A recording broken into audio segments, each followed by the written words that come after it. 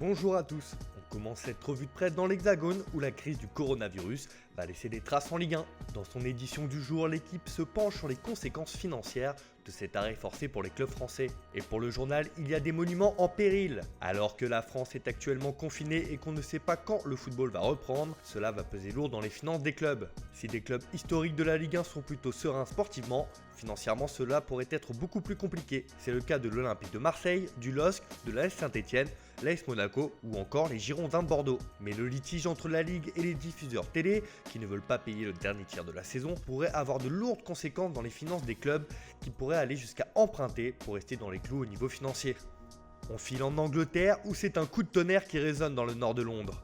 En une du Sun, la déclaration de Harry Kane fait les gros titres. L'attaquant anglais lance un ultimatum à Tottenham. Je pourrais partir si les Spurs ne s'améliorent pas. Blessé depuis le début de l'année 2020, l'avant-centre de 26 ans prend son mal en patience avant de faire son retour sur les terrains en raison de la pandémie du coronavirus. Je suis un joueur ambitieux, je veux constamment m'améliorer et devenir l'un des tout meilleurs. Tout cela dépend de ce qu'il va se passer dans l'équipe et de la façon dont nous allons progresser en tant que collectif, a-t-il déclaré dans un live Instagram en compagnie de Jamie Redknapp. Forcément, c'est une déclaration qui ne passe pas inaperçue et qui fait aussi la une du très sérieux Times. Convoité par les plus grands clubs, Harry Kane a clairement lancé un message à ses dirigeants.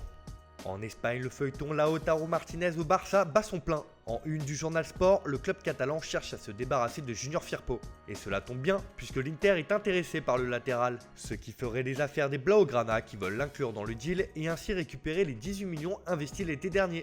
Mais les Nerazzurri ne sont pas seuls sur ce dossier, puisque l'AS Roma s'est aussi positionné. Si le Barça veut à tout prix recruter Lautaro Martinez, la une de la Gazzetta dello Sport risque de refroidir la Catalogne. En effet, le journal au papier rose indique que l'Argentin épouse l'Inter. Il aime Milan et ne veut pas partir. Surtout, le président Steven Zang ne veut pas le laisser partir, il tentera de le conserver à tout prix. On reste en Italie où le journal Tutto Sport conseille les clubs européens. Faites comme la Juve. Alors que les joueurs et l'entraîneur ont renoncé à 4 mois de salaire pour aider les finances du club et ainsi lui permettre d'économiser 90 millions d'euros, le journal estime que c'est une solution qui doit s'appliquer à la plupart des clubs en Europe pour participer à l'effort collectif.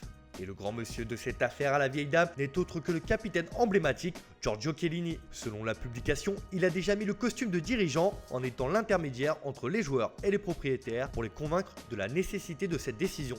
Enfin, on termine cette revue de presse en Argentine où Edinson Cavani est à la une du journal Olé. La semaine dernière, on apprenait que Boca Juniors s'intéressait de près à la situation de l'Uruguayen qui est en fin de contrat avec le Paris Saint-Germain. Entre rêve et chance, l'opportunité Cavani existe réellement. La direction des Xenez veut absolument l'associer à Carlos Tevez et va tenter sa chance. Reste à savoir si le meilleur buteur de l'histoire du PSG voudra rester en Europe, où il était ardemment courtisé par l'Atlético de Madrid cet hiver, ou si le challenge argentin pourrait le convaincre. Voilà, c'est tout pour ce matin, on se retrouve dès demain pour une nouvelle revue de presse.